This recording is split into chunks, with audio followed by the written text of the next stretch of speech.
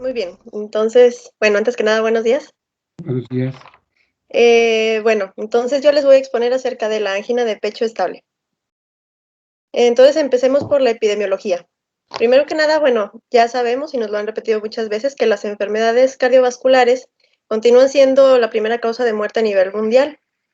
Respecto a la angina de pecho, la incidencia oscila del 0.7% en hombres de 45 a 54 años hasta el 4.3% a los 85 y 89 años. En mujeres realmente varía muy poco, pero es del 0.4 al 4.2 respectivamente.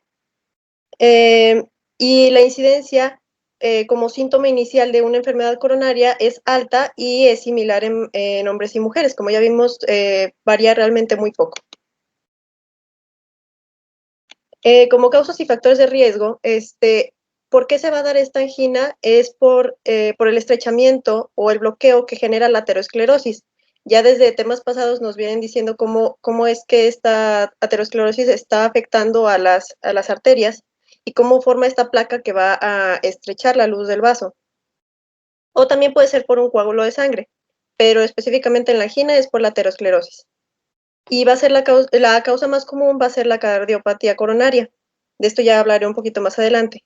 La angina de pecho se le conoce como el término para describir este dolor torácico, que también ya hablaré de él.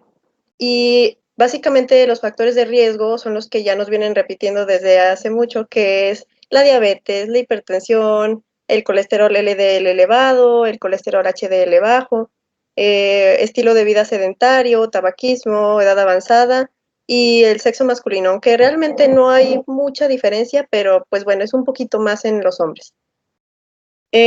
Ahora, estos son, digamos, los factores generales, pero cualquier factor realmente que haga que el miocardio necesite más oxígeno o que se reduzca la cantidad de oxígeno que se aporta, va a generar los síntomas de una angina.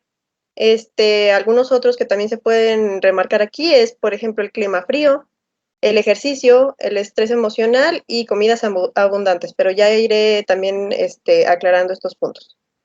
Y como ven en la imagen de la izquierda, pues cómo se disminuye la cantidad de sangre que va fluyendo por la arteria.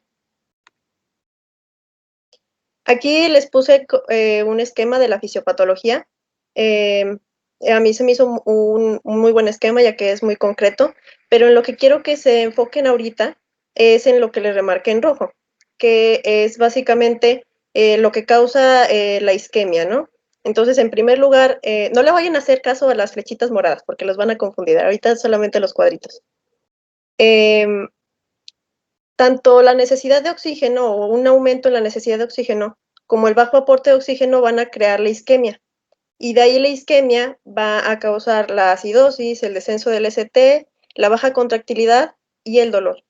Y le puse 1 y 2 en cada uno porque así es como se divide precisamente la angina. Y voy a ver cada una de ellas, ¿ok? Entonces, Es un desbalance entre la oferta y la demanda. Muy bien. exacto. Uh-huh. Ahora, luego tenemos el número 1, que sería la angina causada por el aumento de la necesidad de oxígeno. A esto se le llama angina por demanda. Entonces, al aumentar la necesidad de oxígeno, se aumenta esta necesidad tanto por el ejercicio o la presión emocional o estrés mental. Estos, digamos, son los dos factores más importantes.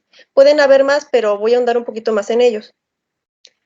Tanto el ejercicio va a estar modificado qué tanto se presenta la angina dependiendo de la frecuencia y la intensidad con que se realice esta actividad física. Y respecto al estrés mental y emocional, va a causar la angina ya que va a haber un aumento de respuestas hemodinámicas y catecolaminérgicas al estrés. También va a haber un aumento del tono adrenérgico y va a haber un descenso de la actividad vagal. Como les digo, estos son los dos principales, pero también hay otros que pueden precipitar la angina, como un ejercicio físico después de una comida pesada, demandas metabólicas excesivas debidas a escalofríos o fiebre, una tirotoxicosis, taquicardia, hipertensión no controlada, exposición al frío e hipoglucemia. Y como ven en la imagen de la derecha, vemos como de tener una arteria sin pues nada dentro, o sea, la luz completamente aclarada, a tener ya esta placa que se ve en verde, que pues disminuye ese diámetro. Y la segunda era la angina causada por el descenso transitorio del aporte de oxígeno. Entonces a esta se le llama angina por aporte. Entonces aquí lo que pasa es que no llega, el oxígeno necesario. Entonces, esto se debe a que hay una vasoconstricción coronaria que provoca una estenosis dinámica y por lo tanto no llega el oxígeno necesario. Hay que tomar en cuenta que los trombos plaquetarios y los leucocitos van a favorecer esto, ya que elaboran sustancias vasoconstrictoras que pues obviamente favorecen a que todo esto se perpetúe, toda esta falta de oxígeno. Al igual que el daño endotelial, va a hacer que se disminuya la producción de vasodilatadores, por lo tanto, va a haber una vasoconstricción, que igual todo va a favorecer a lo mismo, menos oxígeno. Y a esto se hacía el libro un énfasis que en este tipo de angina, pues va a haber, los pacientes van a tener sus días buenos y días malos. ¿A qué se refiere esto? Que en sus días buenos van a poder hacer una actividad física bastante importante sin sentir síntomas y días malos en donde apenas levantarse o cualquier actividad mínima le va a precipitar realmente la angina.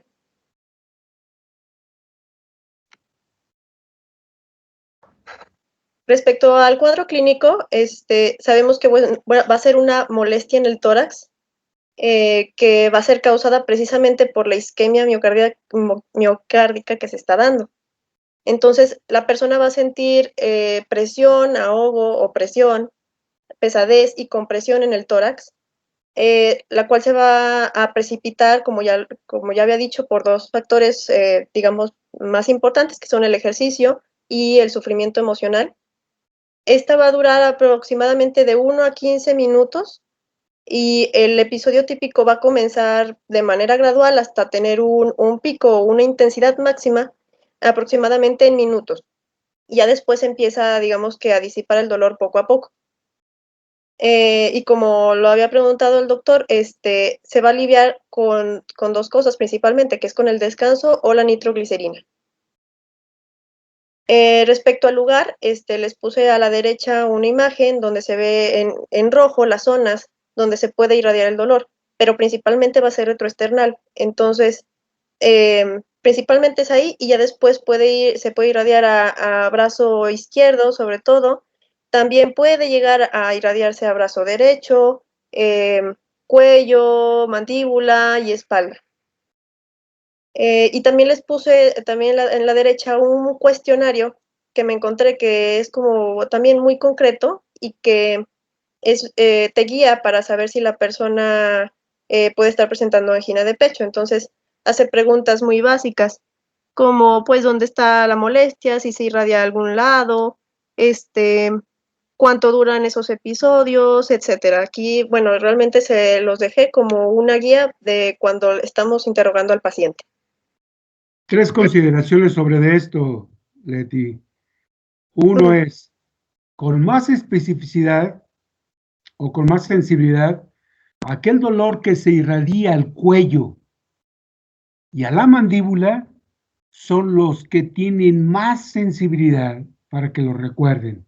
Y la otra, la tercera, cuando le pregunten ustedes a un paciente dónde le duele, que señale con el dedo dónde, y ustedes le oprimen y despiertan el dolor, no hay que preocuparnos porque el dolor es de tipo muscular. El dolor es más atrás y ese no lo podemos tocar. Entonces esto es importante para cuando ustedes hagan el diagnóstico diferencial y cuando hayamos ir completando la exploración física. Cuando ustedes exacerben el dolor por la presión del tórax, ese no es dolor de tipo isquémico. ¿Está claro? Sí, sí, de hecho, siempre. voy a hablar un poquito de eso más adelante, pero sí, exactamente. Muy bien, adelante, Leti. Bueno, con esta ya. Entonces, ahora pasamos a la clasificación. Realmente yo encontré varias clasificaciones, pero la que me pareció más sencilla No, esa es la más importante. esa es, ajá, Además, esta es la que vamos a preguntar en el examen. Y ahora déjate perfecto. digo otra cosa, porque si tú dices que ya cualquier molestia puede aumentar el dolor, entonces se ha incrementado la clase para hacerla como posibilidad de inestabilidad. Adelante. Exacto, sí. Entonces, tenemos esta clasificación que es de la Sociedad Cardiovascular Canadiense, que lo divide en 4 clases. La primera, digamos que es obviamente, la mejor, por decirlo así, que es cuando se presenta solamente cuando hay un ejercicio extenuante, rápido o prolongado. O sea, realmente en condiciones normales no se va a presentar. Luego tenemos la clase 2, que ya va a empezar a generar una limitación en la actividad normal, o sea, que se va a presentar cuando se camine o se suban escaleras rápidamente. También si se suben cuestas o con el ejercicio después de las comidas, temperaturas frías, estrés emocional, un poquito de lo que ya les había dicho. Respecto a la clase 3, ya empieza a marcar más limitación en una actividad física normal, o sea, al caminar 1 o 2 manzanas en llano o escaleras a velocidad, subir escaleras a velocidad normal, o en condiciones normales, o sea, va a depender, pero sí ya empieza a limitar más. Y por último, la clase 4, que es ya literal, pues empieza a afectar cualquier actividad física, o sea, despertarse o, pues sí, literal, cualquier actividad física mínima ya va a empezar a presentar síntomas y pues se le llama la angina en reposo, pero bien lo dijo el doctor, ya empiezas a sospechar de una inestabilidad porque se presenta ya en reposo. Respecto al diagnóstico, se hace a través de pruebas no invasivas, evaluación invasiva y biomarcadores. Las pruebas no invasivas son las más importantes. Entonces, la primera va a ser el electrocardiograma en reposo. Entonces, la mitad de los pacientes realmente van a tener resultados normales, pero cuando identificamos que hay algo mal en el electro, vamos a poder identificar sobre todo el descenso del segmento ST, como lo vemos en la imagen. Entonces, esto es lo más importante que tenemos que identificar. Luego, en una radiografía de tórax, normalmente, bueno, se encuentra normal, pero si encontramos una cardiomegalia, puede indicar una enfermedad de las arterias coronarias grave o con algún infarto previo. Luego tenemos la prueba de esfuerzo, que yo diría que es la más importante, que es nos va a aportar información para tanto el diagnóstico como el pronóstico de esta angina, ya que vas a poner en ejercicio al paciente y buscando que se desate o que se presente la angina.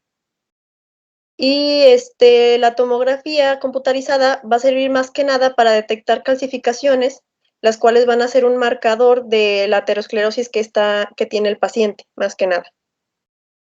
Pero de estas pruebas, yo creo que la más importante es la prueba de esfuerzo y en conjunto con el electro.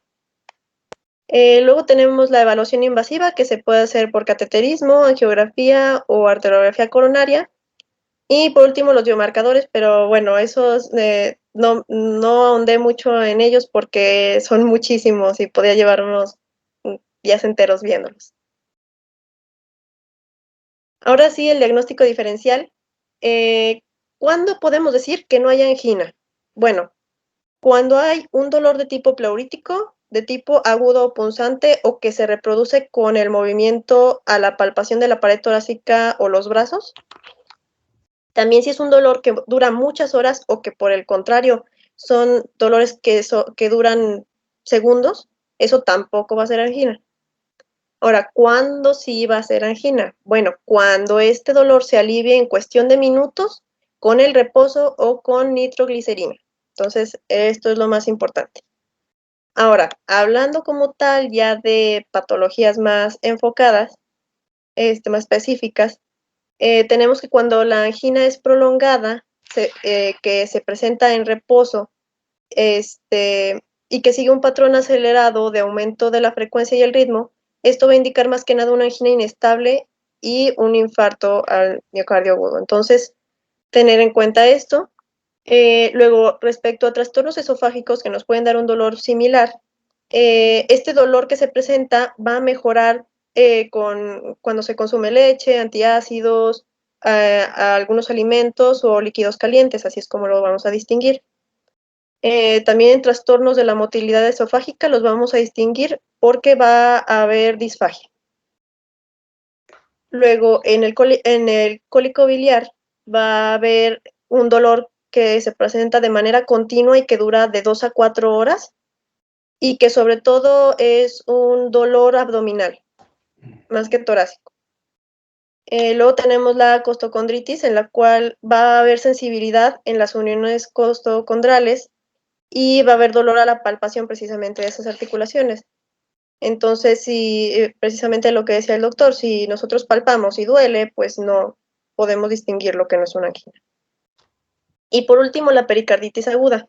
En esta patología, que es digamos, la de las más importantes para distinguirlo, les puse a la derecha una tabla de cómo podemos nosotros distinguir cuando es pericarditis o cuando es un dolor isquémico. Entonces, esa tablita está muy resumida, muy bien, sobre todo para saberlos distinguir, que a veces a lo mejor nos puede crear alguna confusión. Entonces, primero que nada, un dolor isquémico va a estar irradiado al brazo izquierdo y también va a haber presencia de R3 y R4. Mientras que en un dolor pericárdico, este dolor se va a atenuar al ponernos en posición maometana. También va a haber presencia de frote pericárdico precisamente y se va a exacerbar con la tos este dolor. Entonces, así lo podemos distinguir de manera concreta. En el tratamiento se basa básicamente en 5 aspectos. El primero es identificar y tratar las enfermedades asociadas, o sea, las que ya habíamos también hablado un poquito, que van a hacer que se precipite o que se empeore los síntomas de la angina, como por ejemplo la anemia, la tirotoxicosis, fiebre, infecciones, taquicardia, y también evitar el consumo de algunas drogas, como por ejemplo la cocaína. Luego, en segundo, tenemos reducir los factores de riesgo coronarios, que igual ya los habíamos visto así muy rápido, pues la hipertensión, tabaquismo, obesidad, dislipidemias, el bajo ejercicio, inflamación, etc. El tercero va a ser ya aplicar intervención no farmacológica, como pues hacer los cambios en el estilo de vida, sobre todo, bueno, el ejercicio, cambiar a una alimentación más sana, etc. Y lo más importante aquí, el tratamiento farmacológico. Esto lo voy a tratar un poquito más, voy a desarrollar un poquito más en la siguiente diapositiva, pero como de manera general, el ácido acetil salicílico, las estatinas y los IECAS van a reducir la mortalidad y morbilidad en estos pacientes. Mientras que los nitratos, los betabloqueadores, los calciotagonistas y la ranolacina van a mejorar los síntomas, sin embargo, no se ha demostrado que tenga un efecto en la supervivencia. Entonces, digamos que lo que está remarcado en azul es lo que ustedes tienen que tener más presente. Y todos estos se usan para el tratamiento de la angina. Y por último, el número 5 es revascularizar por medio de una intervención coronaria percutánea o un injerto de derivación aortocoronaria. Pero más que nada nos vamos ahorita a enfocar en el tratamiento farmacológico. Ahora sí, como tal, cada uno vamos a ver por qué es que ayudan a tratar esta sintomatología. Bueno, los betabloqueadores van a ser el pilar del tratamiento, son los más importantes. ¿Por qué? Pues porque tienen propiedades antiisquémicas, antihipertensivas y antiarrítmicas. Y el efecto que van a producir va a ser reducir la frecuencia cardíaca, reducir la presión arterial y reducir el uso de oxígeno. Entonces, obviamente, esto va a ayudar a que la angina no se precipite o se precipite con más dificultad. Respecto a los calcioantagonistas, estos van a reducir la demanda de oxígeno y van a aumentar el aporte de oxígeno. Entonces, como tal, estás atacando a los dos problemas que causan principalmente la isquemia, o bueno, los dos tipos de angina que se pueden presentar. Y lo que para que pase esto, estos calcioantagonistas van a relajar el músculo liso vascular para que se puedan producir estos efectos. Respecto a los IECAs, estos van a bajar la presión arterial y van a proteger al corazón. En los nitratos, estos van a ser un mecanismo similar a los calcioantagonistas, ya que van a relajar el músculo liso vascular para que haya una vasodilatación e igual se reduzca la demanda de oxígeno y se aumente el aporte. Y por último, la ranolacina, que esta normalmente se va a utilizar en pacientes con angina estable crónica. Y a la derecha les puse una tabla de de cuál es el fármaco recomendado en diferentes situaciones o diferencias del estado clínico del paciente. Pero pues realmente en general, si se fijan, lo más usado son los betabloqueadores. Entonces, digamos que estos son los que tienen que tener más en cuenta y los más importantes más que nada. Pero bueno, les dejo esta tablita para que también la analicen. No ahondaré mucho en ella, pero en general lo que se tienen que llevar son los betabloqueadores. Y pues realmente eso es todo. Si podemos concluir que primero, como se ha comentado, como lo has dicho, Leti, es cambios en el estilo de la vida. La otra es tratar aquellos factores que contribuyen en la formación de la placa. Y en tercer lugar, en aquellos pacientes inestables hay que hacerles estudio angiográfico para definir cuánto habría que hacer por ese paciente para evitar que llegara hasta el infarto. Y cuarto, medicamentos que disminuyen el consumo de oxígeno. Lo acabas de mencionar, los beta bloqueadores, los calcioantagonistas, los nitratos y también otros medicamentos que han sido, sin duda, medicamentos que han disminuido la mortalidad, que son, como es un estado proinflamatorio, las estatinas y el ácido acetil salicílico en aquellos pacientes isquémicos. Lo otro es inhibidores de la ECA en aquellos que tengamos con hipertensión arterial. En aquellos que no tengan hipertensión arterial tenemos que ser así muy cuidadosos, porque la presión arterial que tenemos que llevar como meta para estos pacientes isquémicos es no menos de 120, porque menos de 120 implica también un riesgo. Se ha estimado y se ha realizado varia investigación y se ha denominado la curva en J. Por abajo de este acmeo, de esta valle, sería riesgoso para los pacientes por abajo de tener 120 de presión sistólica, por lo que el rango sería entre 120 y 130 de presión sistólica. Y es justo esta meta a la luz de ello para darle el medicamento tal o cual. Y también con una frecuencia cardíaca que estriba más o menos entre 55 a 65 por minuto. Más allá de esto, disminuiría el gasto y disminuiríamos más el llenado, porque tenemos que tener precisamente estas metas para no tener efectos colaterales de los mismos medicamentos, llámese betabloqueadores o calcioantagonistas o nitratos. ¿Me expliqué? ¿O tenemos Sí, alguna doctor. pregunta? Hay que favorecer que se hagan prácticamente atletas, que disminuyan el consumo de grasas, de azúcares, que hagan más alimentación natural con vegetales, verduras, como lo que implica la dieta mediterránea. Básicamente verduras, frutas, un poco de carne, de esta magra y menos grasosa. Pero sin duda el que cambia toda esta perspectiva es el cambio del estilo de la vida, favorecer el que haya precisamente un poco más de ejercicio.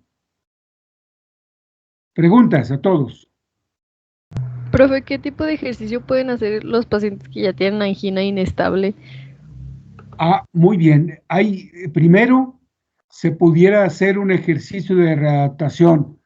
Primero, caminatas y progresivamente ir incrementando la duración y el esfuerzo. Con esto podemos ir frenando este crecimiento de la placa e inclusive, como ya se ha comentado, pudiera haber regresión. Y con el cada día mejoría en la actividad de tolerancia física, puede ser cada vez mejor hasta alcanzar, válgalo así decirlo, la calidad de atleta, que eso puede generarse con esta rehabilitación cardiovascular progresiva para el resto de la vida, Vanessa. Es cuestiones de ir progresivamente en la actividad física y una forma sería inicialmente un poco de caminatas, 30 minutos por día, progresivamente aumentar la distancia con el mismo tiempo y así hasta trotar y finalmente trotar y correr, trotar y correr y caminar para reintegrarlos a una función cardiovascular cada vez de mayor necesidad y que tenga menos posibilidades de clínica de isquemia. Esto es un proceso crónico, un proceso que requiere, Vanessa, mucho tiempo de adaptación de su vida a esta nueva forma de hacerlo. ¿Preguntas? Ok, gracias, profe.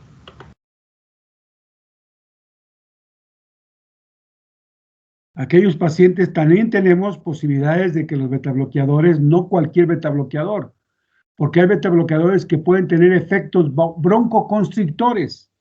Y en aquellos pacientes con problemas de neumopatía obstructiva crónica, un betabloqueador con estas posibilidades pudiéramos exacerbar la obstrucción. Hay betabloqueadores más sensibles al miocardio. Estos son los que habría que conseguir. De estos son, entre otros, el nabivolol, el pindolol, el metoprolol, el isoprolol, entre otros, que tienen que más acción precisamente beta 1 hacia el miocardio y menos efecto sobre el bronquio. ¿Preguntas?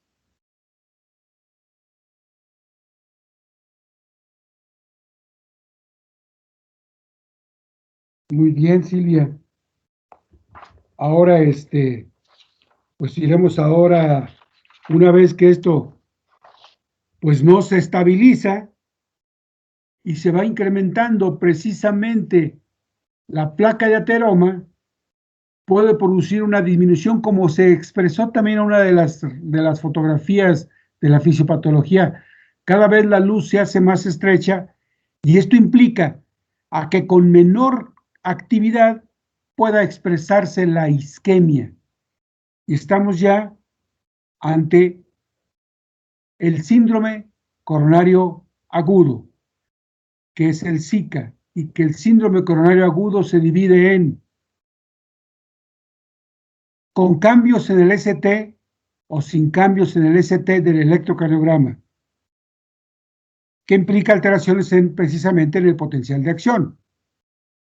Y que este conlleva precisamente alteraciones en la contractilidad miocárdica. Síndrome coronario agudo sin elevación del segmento ST implica dos posibilidades. Uno, angina inestable y dos, infarto del miocardio sin elevación del segmento ST. En que en ambos, la única diferencia entre ambos es que en el infarto sin elevación del segmento ST hay incremento de marcadores de isquemia miocárdica, como sería la troponina, la mioglobina, la creatinina fosfoquinasa. Y en la angina inestable también hay disminución del segmento CT, pero sin incrementar marcadores séricos. Y esta es la gran diferencia entre los dos. Y el otro síndrome es con elevación del segmento ST. ¿Preguntas? Creo que no, doctor. Bueno, pues entonces por ahí estaremos pendientes y al tanto precisamente sobre de esta patología singular que implica inestabilidad. Y la inestabilidad es por varias causas.